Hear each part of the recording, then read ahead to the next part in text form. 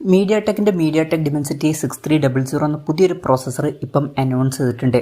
ഇത് ബേസിക് ആയിട്ടുള്ള ഒരു 5G പ്രോസസ്സറാണ്. മീഡിയാടെക് ഡിമെൻസിറ്റി 6100 പ്ലസ് എന്ന പ്രോസസ്സറിന്റെ ഒരു അപ്ഗ്രേഡഡ് വെർഷനാണ് ഈ ഒരു പ്രോസസ്സർ. എന്തായാലും ഈ ഒരു വീഡിയോയിൽ നമ്മൾ നോക്കാൻ പോകുന്നത് മീഡിയാടെക് ഡിമെൻസിറ്റി 6300 എന്നുള്ള പ്രോസസ്സറിനെ പറ്റിയിട്ടാണ്. ആദ്യം നമ്മൾ ഫീച്ചേഴ്സും കാര്യങ്ങളൊക്കെ നോക്കുകയാണെന്നുണ്ടെങ്കിൽ ഇത് TSMCയുടെ 6nm പ്രോസസ്സറാണ്. പിന്നെ CPU കാര്യത്തിൽ ഒക്ടാകോർ പ്രോസസ്സറാണ്, അതായത് 8 കോറുകൾ ഇതിൽ വരുന്നുണ്ട്. 2.4 GHz ക്ലോക്ക് ചെയ്യുന്ന കോർട്ടെക്സ് A76ന്റെ 2 കോറുകളാണ് ഇതിൽ വരുന്നത്. 6100 പ്ലസിൽ 2.2 GHz ക്ലോക്ക് ചെയ്യുന്ന പെർഫോമൻസ് കോറുകളാണ് വന്നിട്ടുള്ളത്. അപ്പം ക്ലോക്ക് സ്പീഡ് കുറച്ചും കൂടി ബെറ്റർ ആക്കിയിട്ടുണ്ട് ഇതിൽ. പിന്നെ 2 GHz ക്ലോക്ക് ചെയ്യുന്ന കോർട്ടെക്സ് A55ന്റെ 6 കോറുകളും ഇതിൽ വരുന്നുണ്ട്. അപ്പം പഴയ പ്രോസസ്സറായിട്ട് കമ്പയർ ചെയ്യുമ്പോൾ 10% ബെറ്റർ ആയിട്ടുള്ള CPU ഇതിൽ വരുന്നുണ്ട് എന്നാണ് കമ്പനി പറഞ്ഞിരിക്കുന്നത്. GPUയുടെ കാര്യത്തിൽ മാരി G57 MC2 GPU ആണ് ഇതിൽ വരുന്നത്. GPU 50% ബെറ്റർ ആണ് എന്നും അവർ പറയുന്നുണ്ട്.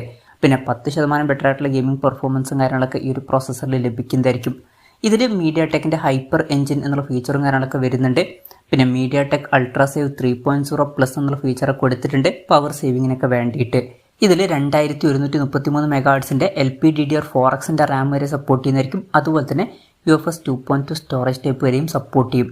പിന്നെ ഡിസ്പ്ലേയുടെ കാര്യത്തിൽ ഫുൾ HD റെസൊല്യൂഷനിൽ വരുന്ന ഡിസ്പ്ലേ വരെ ഇതിൽ സപ്പോർട്ട് ചെയ്യും. 120 Hz റിഫ്രഷ് റേറ്റും കാര്യങ്ങളൊക്കെ വരുന്നതായിരിക്കും. അതുപോലെ തന്നെ AMOLED ഡിസ്പ്ലേയുടെ സപ്പോർട്ടൊക്കെ ഉണ്ടാവും. പിന്നെ 10-bit ഡിസ്പ്ലേ പോലുള്ള ഫീച്ചേഴ്സിൻ്റെ സപ്പോർട്ടും ഇതിൽ വരുന്നതായിരിക്കും.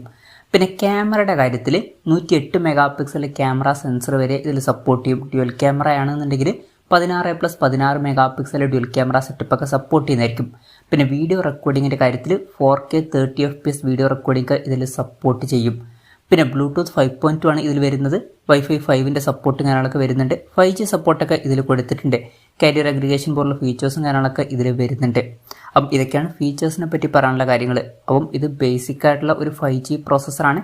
മീഡിയാടെക് ഡിമെൻസിറ്റി 6100 പ്ലസ് എന്ന പ്രോസസ്സറായിട്ട് കമ്പയർ ചെയ്യുമ്പോൾ ചെറിയൊരു നല്ലൊരു അപ്ഗ്രേഡ് ഒക്കെ തന്നെയാണ് ഈ ഒരു പ്രോസസ്സർ എന്നൊക്കെ പറയാവുന്നതാണ്. ഇനി ഏതൊക്കെ ഫോണുകളിലായിരിക്കും ഈ ഒരു പ്രോസസ്സർ വരിക എന്ന് വെച്ചാൽ ആദ്യം റിയൽമി C65 5G എന്ന സ്മാർട്ട് ഫോണിലായിരിക്കും ഈ ഫോൺ വരിക എന്നാണ് ഇപ്പോഴുള്ള റിപ്പോർട്ടുകൾ പറയുന്നത്. ഓൾറെഡി ഈ ഒരു ഫോൺ ടെസ്റ്റ് ചെയ്യാൻ സ്റ്റാർട്ട് ചെയ്തിട്ടുണ്ട്. മിക്കവാറും വേറെ ബ്രാൻഡുകളും അവരുടെ 5G ഫോണുകളിൽ ഈ ഒരു പ്രോസസ്സർ ഉപയോഗിച്ചേക്കാം, ബഡ്ജറ്റ് സെഗ്മെൻറ്റിൽ വരുന്ന 5G ഫോണുകളിൽ. പിന്നെ വിലയുടെ കാര്യം പറയുകയാണെന്നുണ്ടെങ്കിൽ ഈ ലോഞ്ച് ചെയ്യാൻ പോകുന്ന റിയൽമി C65 5G എന്ന സ്മാർട്ട് ഫോൺ 10,000 രൂപയ്ക്ക് താഴെ ആയിരിക്കും വരിക എന്നാണ് റിപ്പോർട്ടുകൾ പറയുന്നത്. അപ്പം ഈ ഒരു പ്രോസസ്സറുമായിട്ട് വരുന്ന ഫോണുകൾ 10,000 രൂപയ്ക്ക് താഴെ വരുന്ന പ്രൈസ് റേഞ്ചിൽ വരെ വന്നേക്കാം.